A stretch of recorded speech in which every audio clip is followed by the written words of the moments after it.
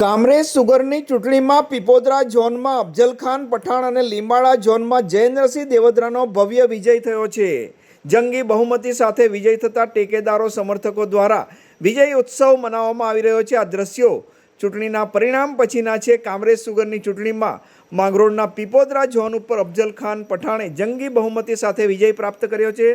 સાથે લીંબાળા ઝોન ઉપર જયેન્દ્રસિંહ દેવધરાનો ભવ્ય વિજય થયો છે। જંગી બહુમતી સાથે તેમણે આ વિજય પ્રાપ્ત કર્યો છે, જેથી ટેકેદારોમાં આનંદની લાગણી વ્યાપી ગઈ છે।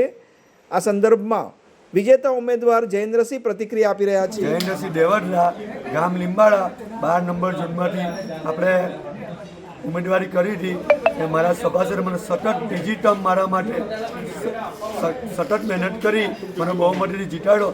એ બદલ હું તમામ સાથી મિત્રોને મારા સભા દિલથી આભાર માનું। એના માટે હું 24 કલાક તૈયાર છું સેવા માટે।